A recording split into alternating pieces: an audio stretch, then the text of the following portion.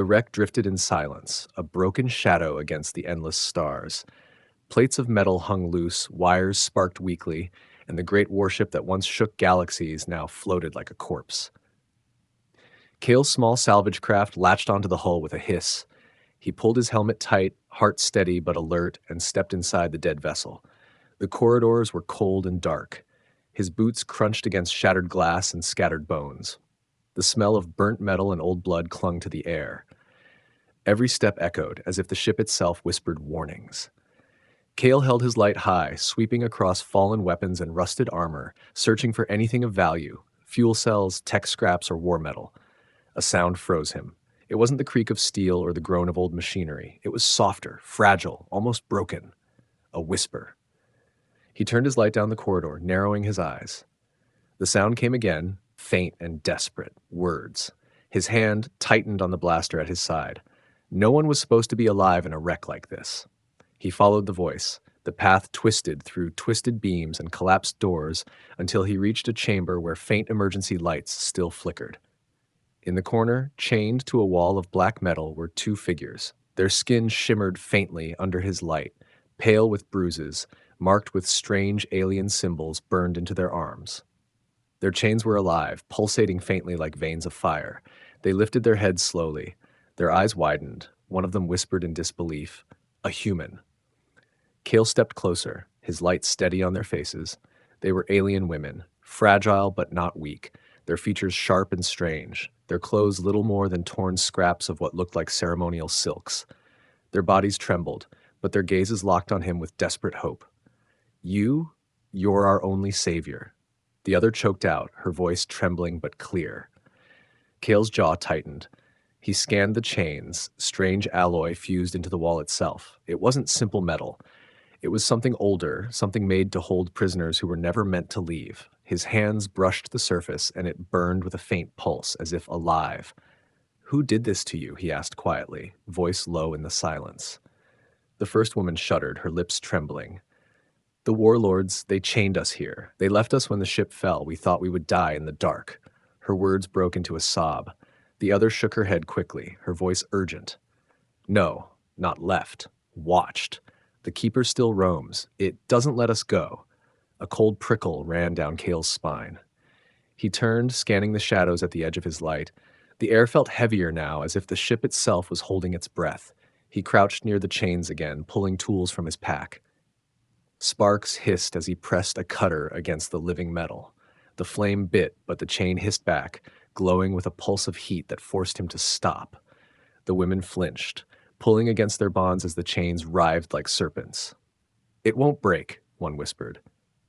"We tried. Every time we try, it comes." A metallic groan shook the walls. The deck beneath Kale's boots vibrated as if something vast had stirred deep within the wreck. A sound followed, the scrape of heavy claws against steel, slow, deliberate, growing nearer. The women's eyes widened in terror. One gripped the other's hand and whispered, "It knows. It's coming." Kale's heart thudded hard in his chest, but he did not move away. He drew his blaster, the blue light of its charge humming softly. His gaze fixed on the black corridor beyond the flickering lights. The sound grew louder. Metal footsteps, a heavy drag like chains pulled across the floor. The ship itself seemed to tremble with each impact. The women's breath came fast, their eyes filled with fear, but also something else. Pleading trust. They looked at him as if his presence alone kept them alive for one more moment. Kale kept his stance firm. His salvage mission was no longer about scrap or fuel. Something had kept these women chained for who knew how many years, and it was walking toward them now. The darkness ahead shifted. A faint red glow lit the far wall, two burning eyes piercing the gloom. The heavy shape of something part machine, part beast loomed closer. Sparks hissed where its claws scraped the walls, and its broken frame groaned like the ship itself. The women pressed back against the wall, chains rattling, their voices trembling in unison. "Please, save us!" Kale raised his blaster, his breath slow and steady. The void outside was silent, but here in the broken heart of the warship, life and death waited in the next step. Kale did not lower his blaster, even as the thing in the shadows growled with metallic breath. The wreck groaned like a living beast, and sparks from broken wires flickered across the hall. The women clutched each other, their chains rattling with every tremble of their bodies. Kale's instincts screamed to run, yet his eyes stayed locked on the creature's glow, fading slowly back into the dark, as if it had chosen to wait. When silence returned, he turned back to the chains. The links were not simple. They pulsed with faint blue veins, alive in some strange way, fused to the wall as if grown there. Kale set his cutter again, pushing it harder, sparks showering across the floor. The metal hissed and glowed, resisting every attempt. Sweat ran down his face beneath the helmet. His tools were made for ships, not sorcery. The women spoke softly, their voices shaking. These chains feed on us. They don't rust, they don't weaken. We are bound until death or until someone stronger than the keeper breaks them. One lowered her head, eyes closing as if she had already given up. Kale leaned closer, studying the markings etched into the glowing surface. He had seen similar alloys in old battle ruins, metals forged with blood rites, not machines. He muttered under his breath, almost to himself, "No metal is unbreakable." His hands moved with stubborn certainty, forcing the cutter again, changing angles, trying everything. The women flinched as the chains pulsed, sending a faint jolt through their bodies. One gasped, clutching her chest. The other cried out in pain, but tried to stay still, her eyes desperate on Kale's face. "Stop! If you hurt it, it will punish us." Kale froze. "Punish?" They nodded together, fear making their voices small. "The Keeper. It always comes when we try." Their eyes darted to the shadows as if expecting it to lunge out again. Kale's jaw tightened. He wasn't ready to give up. "Then we don't stop trying." His voice was steady, sharper than the dark around them. The ship creaked as though listening, and a sudden vibration passed through the walls. The women whimpered, their chains glowing brighter for a moment before dimming again. Kale's grip tightened on his tool.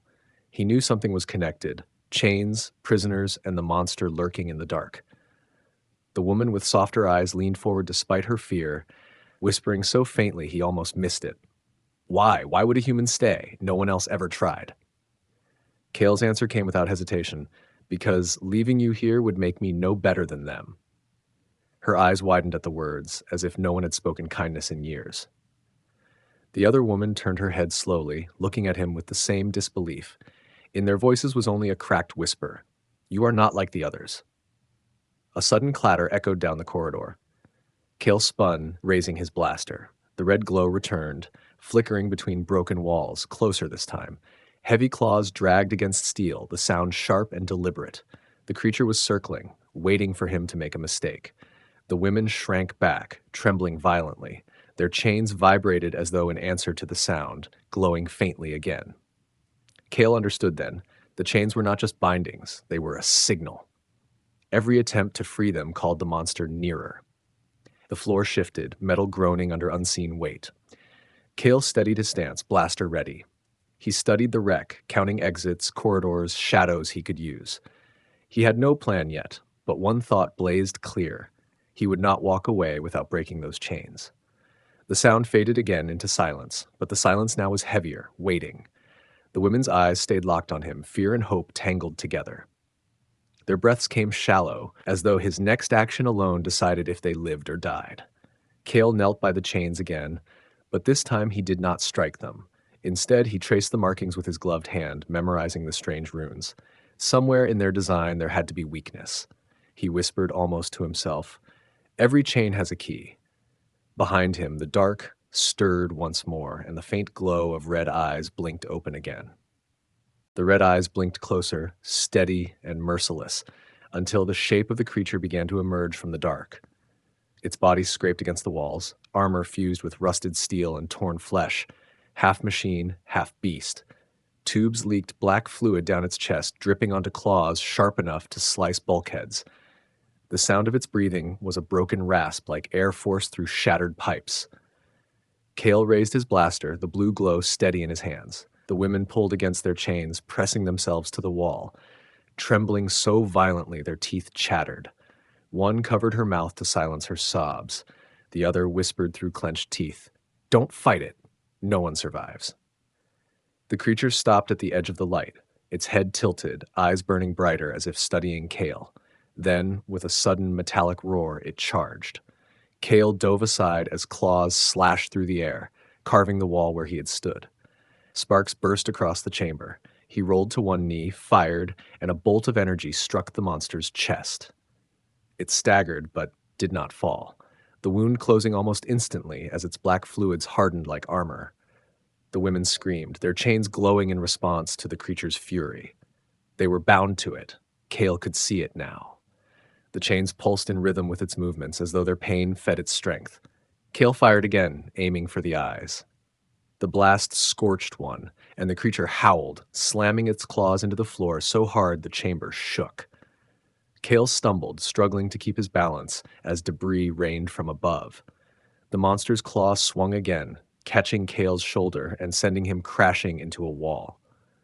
His armor cracked, pain flaring through his side. He forced himself up, blood in his mouth, refusing to stay down. His eyes flicked to the women. They were sobbing, pulling uselessly against their chains, yet watching as though his fall sealed their fate. The creature advanced, its claws raised for the kill. Kale's mind raced. He couldn't overpower it, not head-on. His blaster alone wasn't enough. He scanned the room, the shattered beams, the exposed wiring, the leaking fuel canisters half buried under rubble. A plan sparked. Dangerous, desperate, but the only chance. He fired at the canisters. The explosion ripped through the chamber, a thunderous roar of fire and smoke. The blast hurled the creature back, its frame crashing into the far wall, pieces of metal shattering around it. The women cried out, blinded by the flash, their chains rattling violently from the shockwave. When the smoke cleared, the monster was still moving, rising slowly, parts of its body glowing with molten fire where the explosion had torn it open. It was wounded, but not destroyed. Kale staggered to his feet, chest heaving, sweat dripping into his eyes. His blaster hummed with another charge. He aimed again, even as the monster's red eye burned hotter, angrier. The women looked at him with terror and awe, their voices breaking into whispers that filled the silence. "Human, you're still fighting," the creature roared, and the wreck around them seemed to roar with it. Kale gritted his teeth, his voice low but firm as he braced himself for the next strike. "Then let's see how much fight you've got left." The monster lunged again, its claws tearing deep gouges into the steel floor as Kale dove sideways. The chamber shook under its weight, each strike leaving sparks and shrapnel flying through the air. Kale's body ached from the last blow, but his eyes burned with defiance. He was bleeding, breath ragged. Yet he stood his ground. The women watched in disbelief. Every other being they had seen dragged here had screamed, begged, and died within moments. But this human, he fought with a fire they had never seen. He did not retreat, even when the monster towered over him. He did not look at them with pity or disgust, only with the calm focus of someone who refused to abandon life. The monster slammed its arm down, and Kale rolled beneath it, sliding across the debris to the broken reactor conduit. He grabbed a loose cable, sparking with unstable energy. His gloves smoked from the heat, but he dragged it out, forcing the current alive. When the monster turned toward him, Kale jammed the cable against its metal frame. Electric fire burst through the chamber. The beast howled, its body convulsing as arcs of lightning danced across its armor. The smell of burning flesh and melted steel filled the air. Kale held the cable firm, even as the blast seared his hands. With a roar of his own, he drove the current harder until the cable burned out, leaving the creature smoking and twitching. It staggered back, one leg half broken, but it did not fall. Its red eye flickered like a dying flame, then reignited with fury. It let out a roar so loud the walls trembled. The women cried out, clutching each other in terror as their chains glowed in violent rhythm with the monster's rage. Kale spat blood, shoulders trembling with exhaustion, but he lifted his blaster again. He knew he couldn't keep this up forever. His strength was fading, yet something inside him pushed forward, the knowledge that if he gave in now, the women would die chained in the dark. He wouldn't let that happen. The monster lunged again, faster despite its wounds. Kale fired, striking its arm joint, forcing it to stumble. He dashed past it, seizing a broken panel and slamming it into the glowing runes of the chains. Sparks leapt, and the women gasped as if fire burned through their veins. The beast shrieked, staggering back as though wounded too. Kale's eyes narrowed. He understood now. The chains were the key. Their suffering and their bonds fueled the monster's strength. The women sobbed through clenched teeth, enduring the pain as Kale smashed the panel against the chains again. Their screams echoed in the chamber, but the beast faltered, collapsing to one knee, clawing at the floor. Kale stood tall, chest heaving, blood running down his arm. His voice cut through the chaos, firm and unshaken. "You don't own them anymore." The women's wide, tear-streaked eyes fixed on him. In that moment, he was no scavenger, no intruder. He was their only shield against a nightmare that had ruled their lives. The monster dragged itself back up, but its movements were slower, weaker, its roar cracking as though its voice was breaking apart. Kale tightened his grip on the blaster, preparing for the final push. The fight was far from over, but for the first time, the chains rattled not with despair, but with the sound of rebellion. Kale's lungs burned as he ran through the wreck's collapsing corridors, the two alien women chained together, stumbling behind him. He had managed to weaken their bonds with his strikes, enough that they could move, but not enough to set them free. Every step was a gamble, every echo behind them a reminder that the monster was not finished. The warship groaned like a dying beast, walls splitting, sparks raining from above. The women clung to each other as they followed, their breaths ragged, their eyes darting at every sound. They had not walked freely in years, their legs weak from captivity, yet fear gave them strength to keep up. One fell once, scraping her knees on sharp metal, but Kale lifted her with one arm, pulling her forward without slowing. His body screamed with pain, but he refused to let go. Behind them, a metallic roar shook the hall. The keeper was moving again. Its footsteps thundered through the wreck, closer with every moment. Kale turned sharply, leading them through a maintenance shaft barely wide enough to crawl. The women's chains scraped against the walls as they squeezed through, sparks flying from the friction. The sound would surely guide the monster, but it was the only way forward. They emerged into a cavernous hangar, its walls collapsed inward, ships shattered like toys. In the center lay a fallen shuttle, its fuel cells still intact. Kale's eyes lit with a desperate idea. If he could overload the fuel, the explosion might buy them time. He guided the women behind a pile of wreckage, pressing a finger to his lips for silence. Their trembling hands gripped his arm, trusting him with everything they had left. He crawled toward the shuttle, working quickly, tearing open panels, pulling wires with frantic precision. His mind raced through old engineering lessons, salvage tricks, and pure instinct. Every second stretched thin, his ears tuned to the echo of claws dragging closer. The women peeked out from their hiding place, watching him with eyes wide, caught between terror and awe. One whispered to the other, voice shaking, "He is only one man, yet he fights as if he carries an army inside him." A sudden crash shattered the hangar. The keeper burst through the wall, its eye blazing red, its roar splitting the silence. Kale ripped the last wire free, sparks leaping across his face, and sprinted back toward the women. "Down!" he shouted, diving with them behind the wreckage. The shuttle exploded, a fireball swallowing the hangar, the blast wave hurling metal in every direction. The floor quaked, flames reaching the ceiling, smoke choking the air. The women clung to Kale as debris rained around them. For a long moment, all they could hear was the roar of fire and the hammer of their own hearts. When the smoke thinned, the keeper still stood. Half its body was melted, chunks of armor torn away, its claws glowing red from the heat. It stumbled forward, slower now, but unrelenting. The women's tears streamed down their faces at the sight. Kale rose, coughing, his body shaking with exhaustion, yet his eyes burned with defiance. He had nothing left but his blaster and his will. He steadied himself and aimed, whispering to the women without looking back, "We're not done, not until you're free."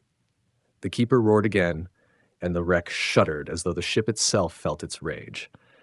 The women clutched each other, chains rattling, their eyes locked on the human who refused to break, even when the galaxy itself seemed to crush him. The keeper charged through the flames, its body dripping molten metal, every step leaving burning footprints on the floor. Kale steadied his blaster, his arms trembling, each breath a battle to keep standing. The weapon fired again and again, bolts of blue tearing into the monster's frame, scorching holes in its armor. The shots slowed it, but nothing stopped it. The women screamed as the creature's claws swung wide, smashing through wreckage, sending shards of steel slicing past their faces. Kale dove aside, landing hard on his shoulder, pain stabbing deep into his ribs. He dragged himself up, coughing blood, refusing to stay down. He could feel his strength fading, yet his eyes never left the women. They pressed against the wall, chains glowing faintly, terror etched in every line of their faces. They had lived in hopelessness for so long, and now they looked at him as if his fight was the only light left. The monster loomed closer, its single red eye blazing like a furnace. Kale backed toward the reactor chamber at the far end of the hangar. The broken panels hummed faintly, leaking unstable power. A dangerous thought struck him. If he could overload the reactor, the entire wreck would go up in flames. It would kill everything inside, including himself. He hesitated only a second. He had never been one to throw his life away, but looking at the women, he knew death was better than leaving them in chains. He pulled a cracked power cell from his pack, jammed it into the exposed core, and sparks erupted instantly, the reactor screaming with rising energy. The deck shook as alarms wailed through the dead ship. The keeper turned toward the sound, recognizing the threat. It roared and lunged, desperate to stop him. Kale stood firm, blaster raised, and fired straight into its wounded chest. The beast staggered, molten fluid spilling across the floor, but it kept coming. Its claw rose high, ready to crush him. At the last moment, Kale slammed his fist on the power cell. The reactor ignited. A blinding surge of light engulfed the chamber, flames swallowing everything. The blast hurled Kale back, fire washing over his armor, tearing the air from his lungs. The women shrieked as the entire wreck seemed to collapse in on itself. The roar of the explosion louder than the monster's final scream. Smoke and silence followed. The hangar was a grave of fire and twisted steel. The women clung to each other, coughing, their chains cracked and glowing faintly as if the explosion had weakened them. They looked into the flames, tears streaming, certain the human had been lost. Then, through the smoke, a figure staggered forward. Kale emerged, armor scorched black, half his visor shattered, blood dripping down his face. He carried nothing but his own defiance, each step heavy, but his eyes alive. The women gasped, their voices breaking into sobs. He had faced the fire and lived. He had stood against a monster that no one else could fight, and he had not stopped. Kale dropped to one knee, coughing, forcing his battered body upright again. His voice was hoarse, but unbroken. "It's not over, not until you're free." Behind him, the burning wreck collapsed, sparks raining like falling stars. The keeper's broken frame lay buried under fire and steel, silent at last. The women reached for him through their chains, their trembling hands brushing against his scorched gloves. Their eyes shone with disbelief, fear, and something new: hope. The wreck burned around them, the ship breaking apart piece by piece, fire spilling through the broken hull as if the stars themselves were devouring it. Kale staggered toward the women, his body trembling, every step carved from sheer will. The chains still bound them, glowing faintly with the same cruel light, but cracks now spread across the surface, thin lines of weakness where his strikes and the explosion had scarred them. He knelt beside them, lifting a shattered beam of steel from the floor. His hands bled as he raised it high, bringing it down with every ounce of strength left in him. The metal shrieked against the chains, sparks bursting, the sound echoing through the hangar. The women cried out, half from pain, half from desperate hope. Again and again he struck, his arms shaking, refusing to stop. At last the chains split, shattering into fragments that dissolved into smoke. The women collapsed forward, free for the first time in years, their bodies trembling as they fell into his arms. They clutched him as if afraid he might vanish, their tears soaking into the cracks of his armor. One whispered through sobs, "You freed us." No one else ever tried. Keel's chest heaved, his strength nearly gone, but he pulled them both close, guiding them toward the docking corridor where his small salvage craft was still latched to the hull. The path was chaos. Walls collapsing, fire chasing them, the wreck's final death throes echoing in every direction. But Kale pushed on, half carrying them when their legs failed, his own body breaking yet unyielding. They stumbled into the airlock, the hatch hissing shut behind them just as the wreck erupted in one last explosion. Through the viewport, they watched the warship tear itself apart, fragments drifting into the endless void, flames vanishing into the cold silence of space. The women pressed against the glass, tears falling freely, their chains gone, their prison destroyed. They turned to Kale, who slumped into the pilot's chair, his armor cracked, his face pale with exhaustion. Still, his eyes met theirs with quiet strength. "You're safe now," he said, voice hoarse but steady. One of them reached out, her hand trembling as it touched his shoulder. "Safe because of you." The other leaned close, her voice breaking with emotion. "You're not just our savior. You're proof that humans are not what they said. Not weak, not cruel. Different." The engines of the salvaged ship rumbled to life, pulling them away from the ruins. The women clung to him, refusing to let go, as though freedom itself might vanish if they loosened their hold. Their eyes, once hollow with despair, now burned with something they had thought lost forever: hope. As the wreck disappeared behind them, Cale closed his eyes, exhausted, but a faint smile touched his lips. He had come searching for scrap, for broken pieces of war. Instead, he had found 2 lives chained in darkness. Now, against all odds, they were free. Somewhere in the void, their captors would learn what had happened. But for this moment, aboard a small battered ship, the impossible had already been done.